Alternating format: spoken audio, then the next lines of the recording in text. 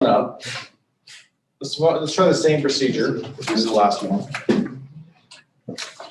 So we're going to find f prime of x. So how would we break up our f of x? Anyone see that broken up?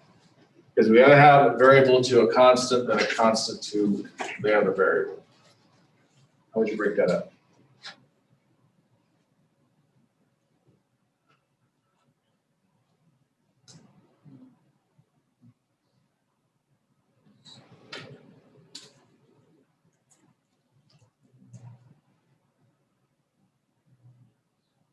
Get the negative integral of 0 to x plus the integral of 0 to 2x. 0 to x. Oh, it's x squared. Cosine t. Good. And I'd change the limits of this one to make it negative integral from 0 to x of cosine t dt plus integral from 0 to x squared of cosine t dt. Good, very good. Now we need to take the derivatives.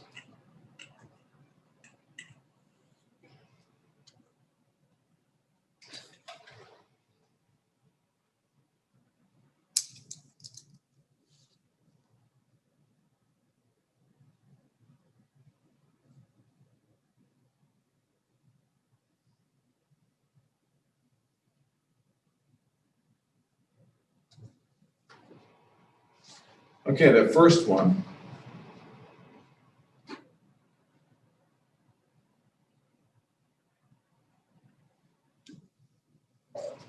That's going to be a negative what?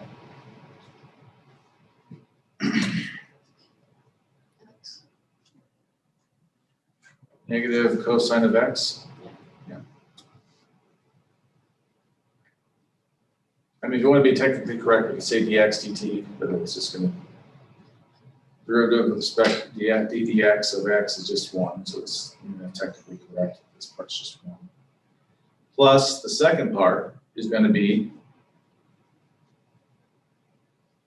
cosine of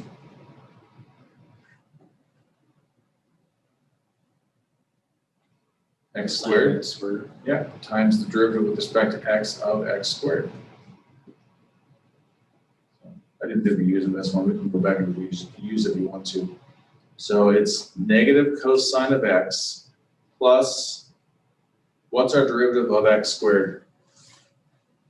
2x. 2x, so plus 2x cosine of x squared. And if you want to do this in descending order,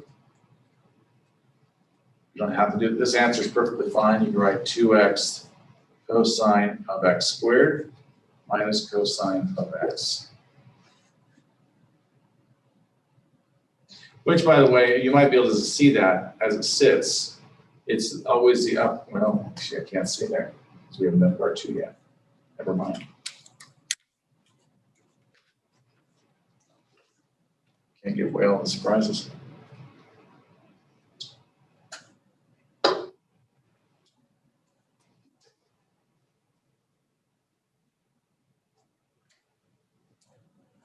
But notice what happened. I can say this is what I'll say. Notice what ended up happening is that we started with the integral from x to x squared of cosine of t dt. And we're looking for the derivative of this. And notice what happened. It's cosine of the top one times the derivative of the top one minus cosine of the bottom one times its derivative, which is just 1. So notice that. Maybe you see something going on there. Kind of coming together. Okay, now we have another area problem to look at.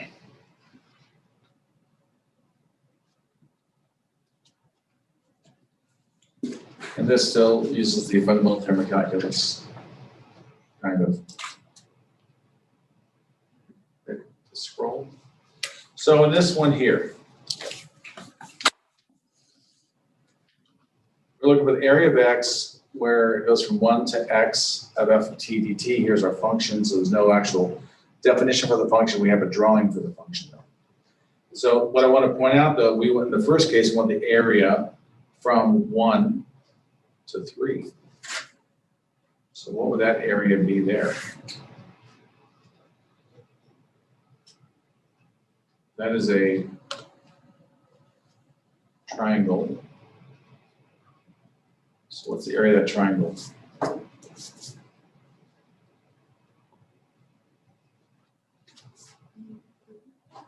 What's that? Is it -3?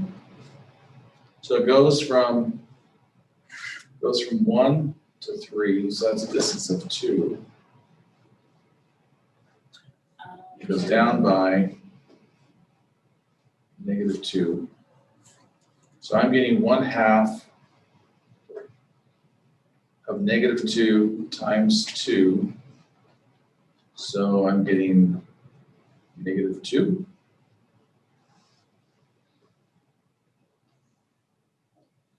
Now, here's the tougher part. We want area in terms of 7, all the way out to 7.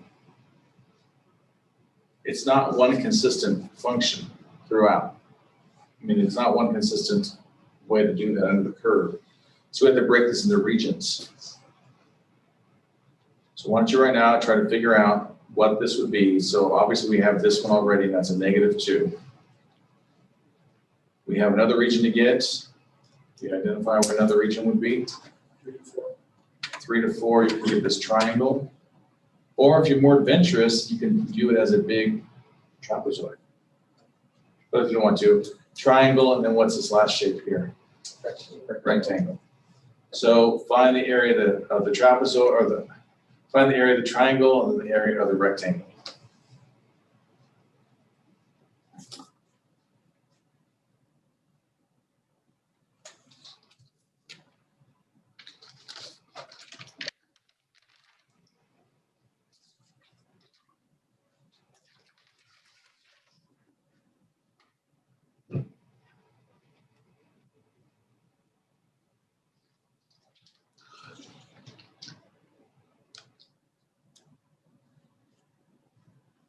Maybe the first part, you got a -2. What's the next two? What are the next 2 areas?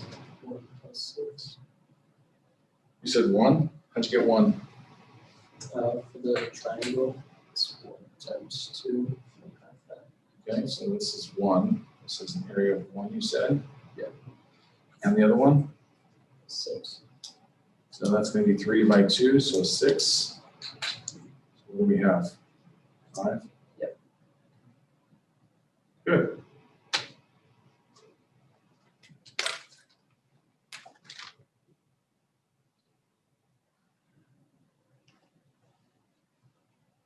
How bad was that? Was it okay? Not so bad. I really hope you can see the connection between area and these integrals and integrals area and the curve. So it's not bad. Here's another one. So in this case here, the integral from x to 14 of t to the 7th. And so one way to address this is to consider the derivative with respect to x, so we're after here, of this integral, which goes x to 14 of t to the 7th dt. But the way the fundamental theorem of calculus worked, it was a constant going up to a variable. So we would change the limits of integration and put a negative out front. So that'd be integral from 14 to x of t to the 7th dt. So what do you think this would be?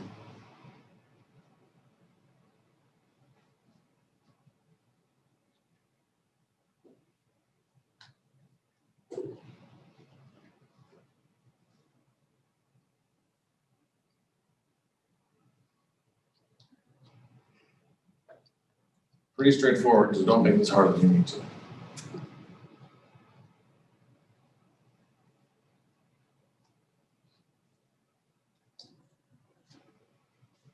If you start to the negative. And then what's the variable part going to be? It'd be x to what power? 7. 7, that's it.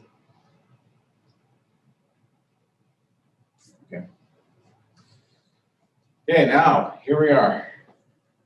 If the ground starts shaking, it's because you're learning about the Fundamental Theorem of Calculus Part 2.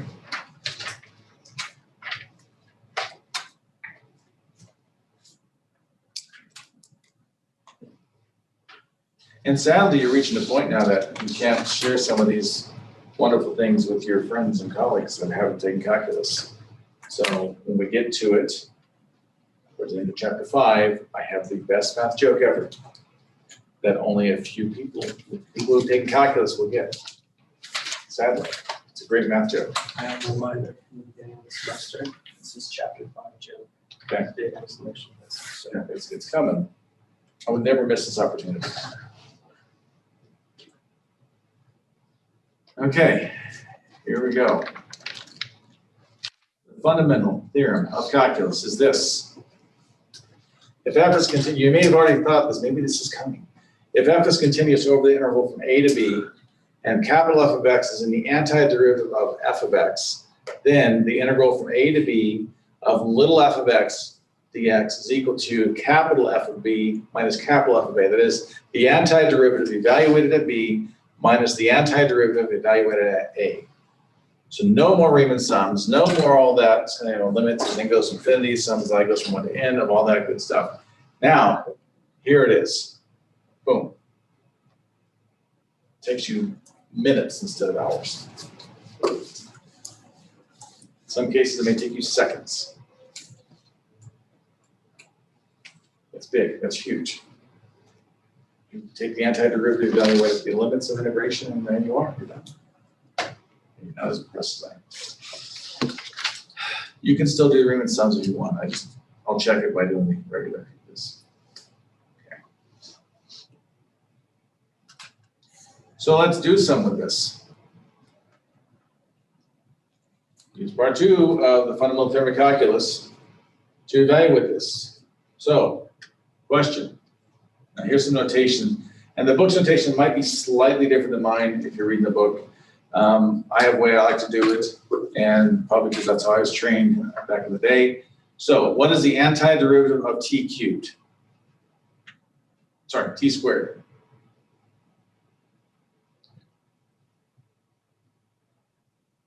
One-third t cubed. Very good.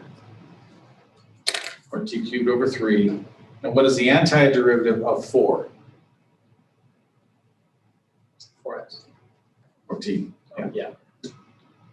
Or t, we're going to evaluate this. So I do brackets, especially when I have a summer difference. Then I can evaluate this from -2 to 2. So I put those limits of integration on the back end of these brackets. And I'm going to plug these in now. And when I plug it in, I plug in the top one first, then I'm subtracting off, plugging in the bottom one. So the top one minus the bottom one. So we have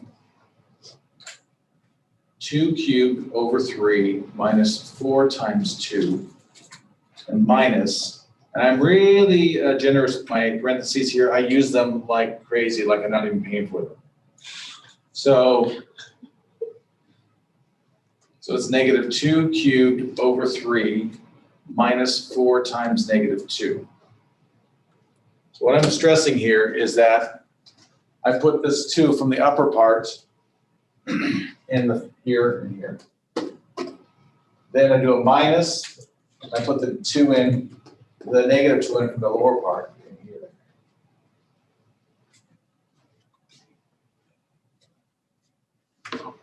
No delta axis to worry about. Would have been 4 over n, by the way. Your xi would have been -2 plus I over n. Right. Okay, so that's 8/3 minus 8 minus, that's going to be -8/3. And then, oh gosh, it's a minus of a minus of a minus, so it's a -8.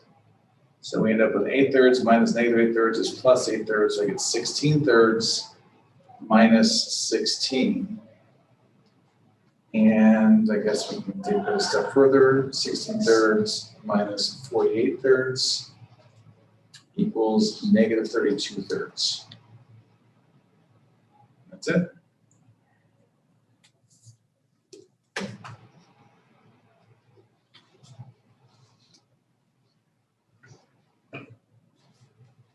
enough fun?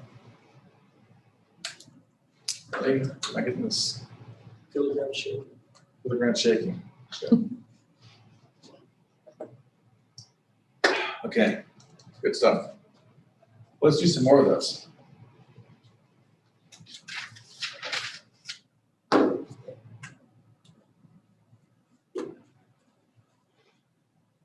I'd be happy that we're not doing all that stuff. And summations. Okay. Integral from 1 to 9 of x minus 1 over the square root of x. So in a case like this, we have a single term at the bottom, and if you can, divide it into the numerator. So again, my notation may be a little slower the way I get there than you. Right, this is x minus 1 over x to the 1/2 dx. And integral from 1 to 9 of x over x to the 1/2 minus 1 over x to the 1/2 dx.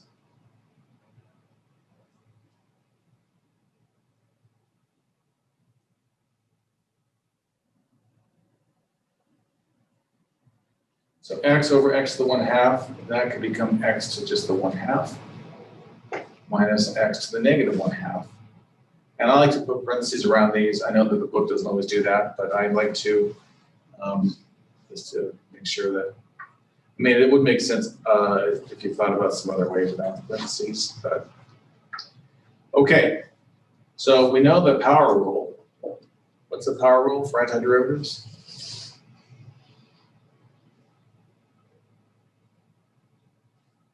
Power rule. You add 1 to the power, divide by the new power. Okay. So this becomes x to the 3/2 over 3/2 minus x to the 1/2 over 1/2. And we're going to evaluate this from 1 to 9. So this gets a little messy, and it's not the fault of the process, it's the fault of the problem to have radicals or rational exponents. So we just what it is. We have radicals too.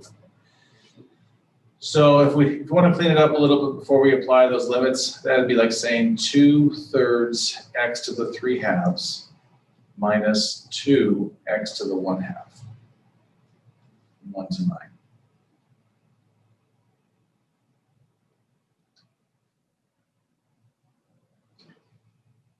Okay, so let's do this. It's going to be 2/3 times the upper limit, 9 to the 3/2 minus 2 times 9 to the 1/2. And we'll subtract the lower limit now. 2/3 times 1 to the 3/2 minus 2 times 1 to the 1/2.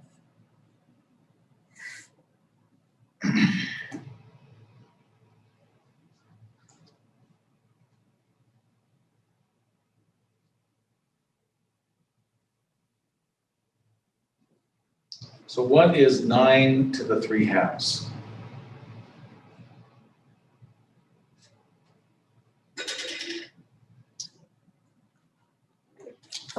Or what is the square root of 9? 3. What's 3 cubed?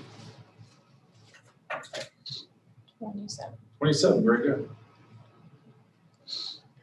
What's 9 to the 1/2? 3. 3. And then this is a tough one. So just think about it, maybe a calculator. What is 1 to the 3/2? It's 1. And what is 1 to the 1/2? 1. 1. Good. Okay, so we can reduce this a little bit. Oh.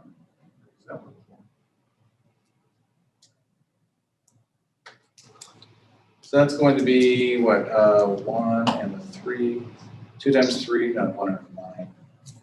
2 times 9 is 18, minus the 6, minus 2/3.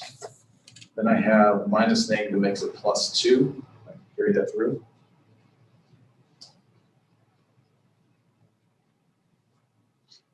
So let's see, 18 minus 6 is 12 plus 2 is 14. 14 minus 2/3. So 14 times 3, is it 42? 42/3 minus 2/3 is 40/3. That's it.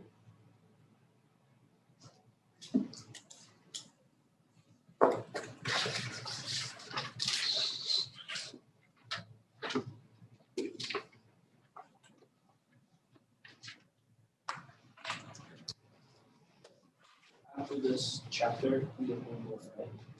We have a couple sections from chapter 6 I'd like to cover. If I had to cut down to one, there's one specifically I'd like to cover. And if we didn't cover that, it would be good. Will there be a test on it? Just not going to cover it. Okay, gotcha. But whatever we cover, I can test on it. Not going to be a long test. That's only a few questions from. Yeah. The chapter 5 to me is core content for the class. We're going to get through all that, and we'll see what we get through the rest. If I say that, you're going to think I'm being sarcastic. I lay awake at night worrying about making sure we get through everything. So, and we're going to get through everything. Okay, any questions about that before we go on?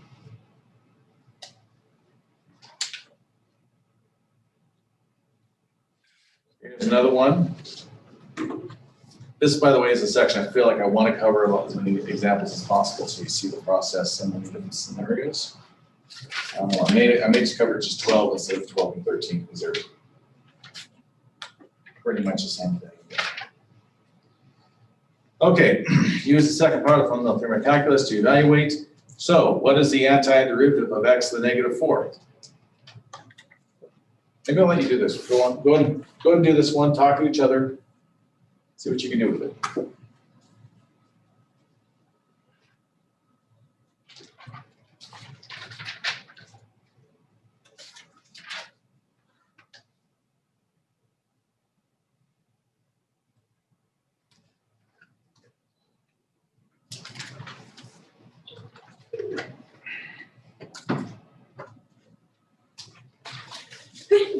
Bless you. Bless you.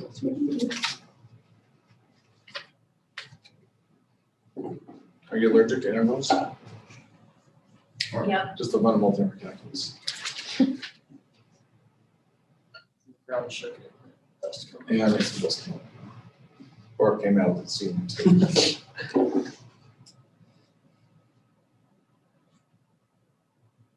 So think about that power rule. You add 1 to the power divided by the new power. And you can apply the limits of integration.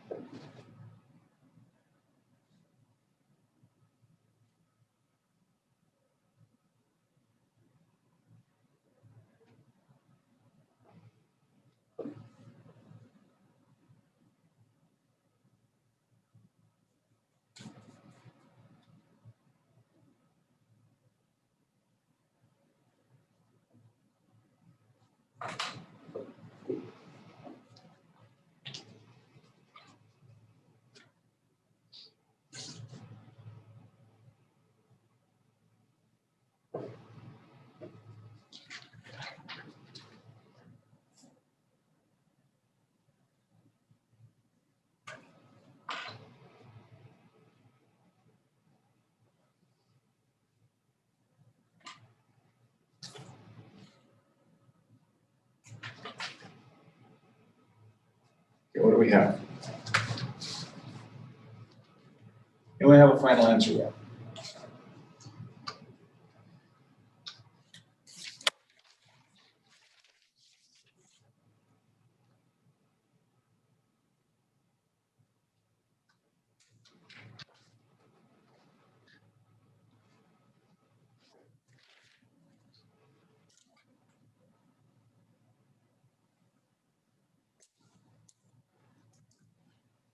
Anyone in Zoom land have an answer?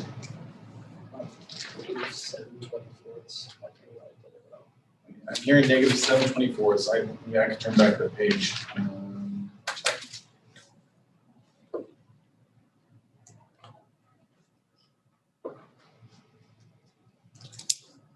Interesting answer.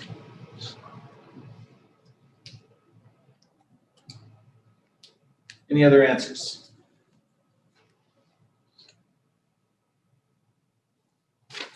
Did you get an answer? Same thing? Mhm. Really, it's two people got the same thing. Anyone else?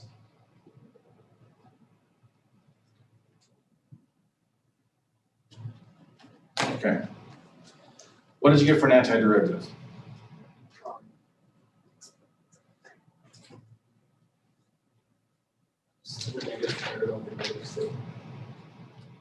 We can evaluate that from 1 to 2. By the way, when I only have one term, I usually just do a straight line. That's like second nature to me. So I think they still do a parenthesis or a bracket, but okay. So let's see. That's what it's saying is, just to help clarify what it's showing, -1 over 3x cubed from 1 to 2. Is that fair? You mind if I move that down so it's a positive now?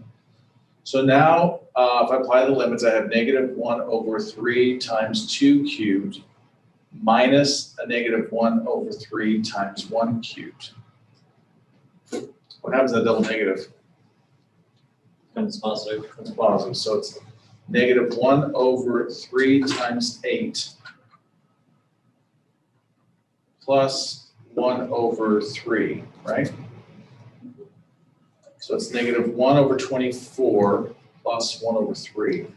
Now, if I want to combine them, I need a common what? What would that be? So it's 24 is multiplied by 8 over 8. So we'd have -1 over 24 plus 8 over 24. And I get positive 7 over 24.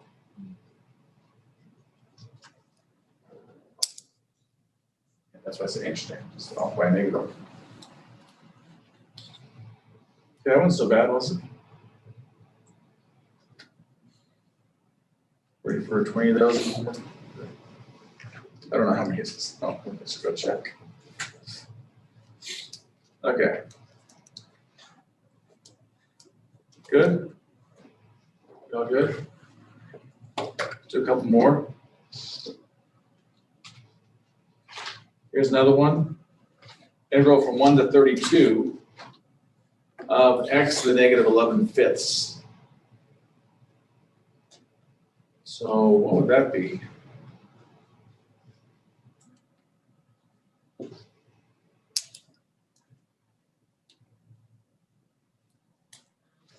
really going to work out your fraction skills here, don't you?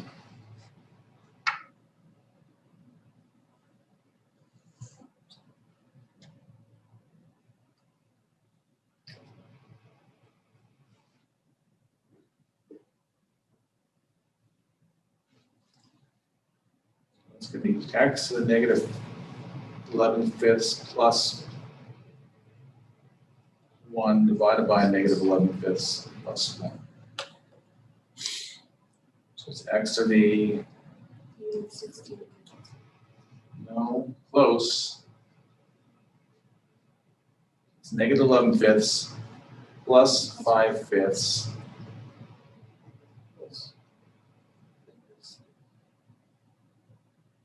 Yeah, so it's x to the -6/5, excuse me, over -6/5. I have not been doing my limits of integration 1 to 32, 1 to 32, 1 to 32. Okay, so here's where we're going to play with it, the fractions a little bit. I think this is probably one of the parts that stresses people out more than anything else. It's dealing with fractions that you probably know all these fraction things, just it's uncomfortable to deal with them. So that becomes -5 over 6x to the positive 6/5. So I took this x to -6/5 and put it down here. and I flip this fraction.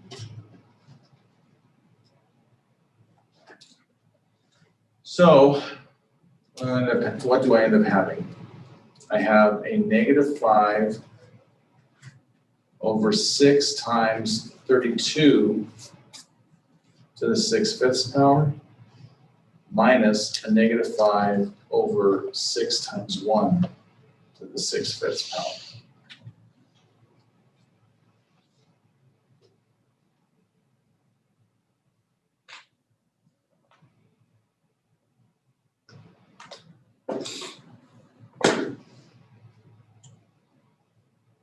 So what is the 5th root of 32?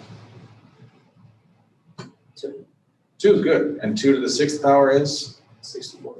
64. So it's negative 5 over 64. At some point, I'll break out the calculator. Plus 5 over 6.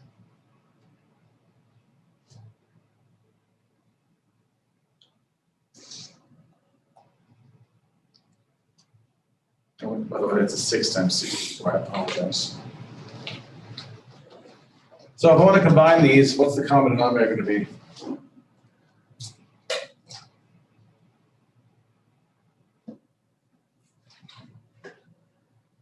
$384. Good. And you got that by multiplying. 6 by 64. Good. So I multiply here by 64 over 64. And we have negative 5 over 384, you said? Yes, 384. Plus, what's 5 times 64? 320. 322. 320.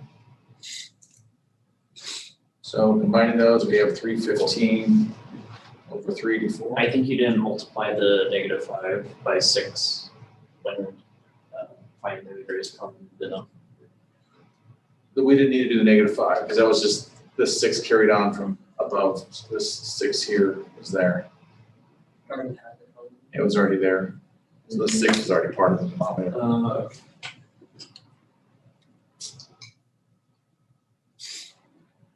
There you go, 315 over 384. That's just a beautiful answer. Typically, people they like to make these answers to be nice whole numbers, but that's not it. Okay, let's do another one. Well, the next problem, funny, that's my son's name in it.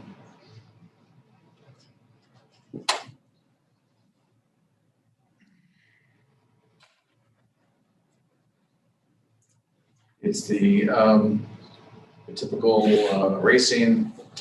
James and Kathy are racing roller skates. Any predictions on who's going to win the race? James. Remember, it's a modern math book, so predictions on who's going to win. Okay.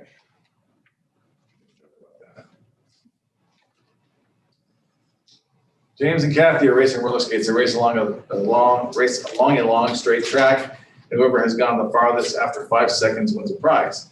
If James can skate at a velocity of ft equals 5 plus 2t, and Kathy just laughing because like, why aren't they measured on the same scale? What's the different function for each? And Kathy can skate at a velocity of 10 plus cosine pi over 2t. Who is going to win the race? So this is a 5-second race. We're dealing with, what's our interval going to be from what to what? 0. 0 to 5. Very good. So for James, 0 to 5 of 5 plus 2t dt.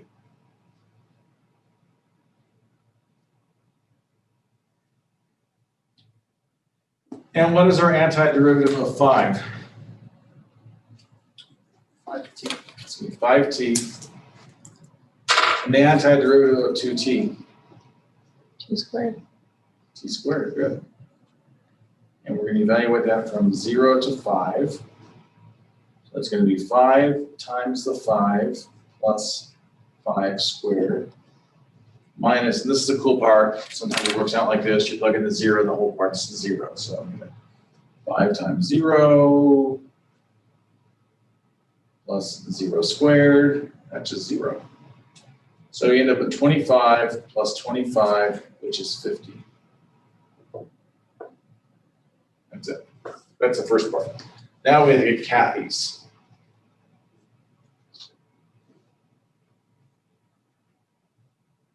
I go from 0 to 5 again. What's our function there? I'll scroll over in a second once we've got this written down.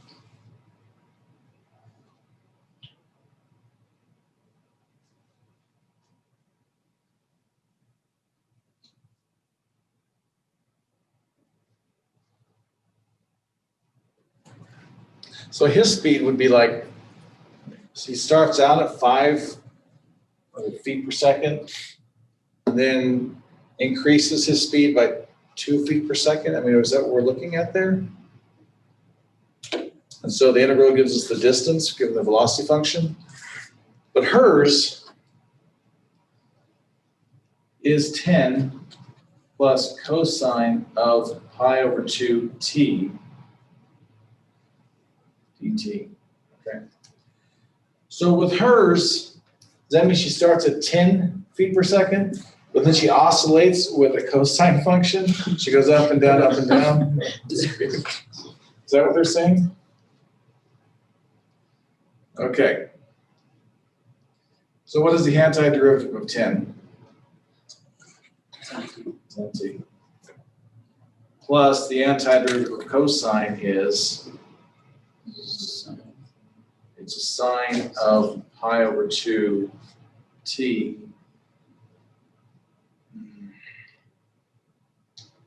This, I feel like this was not a fair problem given this point, but the antiderivative, you also have to include times or divide that by pi over 2. Yeah. Because of, it should have been there when they took the chain rule. Pi over 2 should have been there. So I kind of like that, just throwing something at you that you hadn't expected to see so much. And we'll get the substitution rule. I would use substitution. I would have said u equals pi over 2t, and then when I integrated, I would have had that there, but we haven't done substitution rule. So please accept that as it appears. So it's going to be 10 times 5 plus, and that pi over 2 down below becomes a 2 over pi when you flip it back up. Sine of 5 pi over 2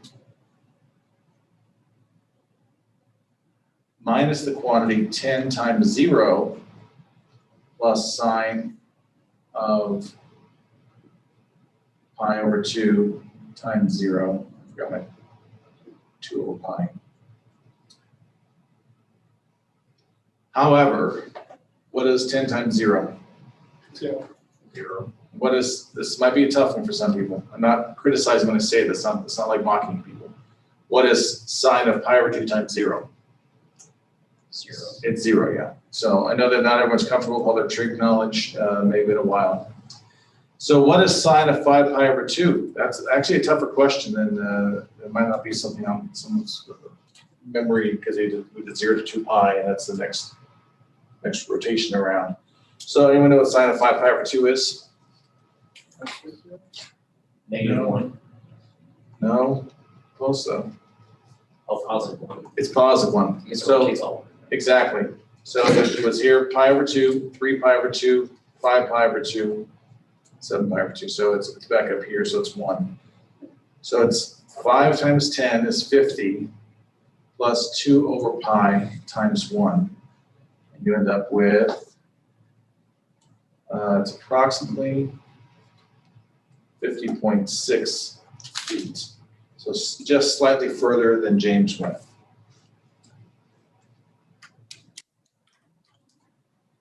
Seconds. So there's another problem that we're not going to do that you can do if you want to play with it. It's the same thing, but from 0 to 3. But the integration is all the same. You plug it in. What is interesting there is the calculation. So then that's a case where it's sine of 3 pi over 2, which gives you the -1. And then that affects it differently. Okay, let's go on to the last section we're going to get to today. Another book. And this one is about net change. We already talked a little bit about net change. We talked about, you had parts that were below the front, the x-axis, you do the above minus the below for net change. And that's what we're gonna look at here.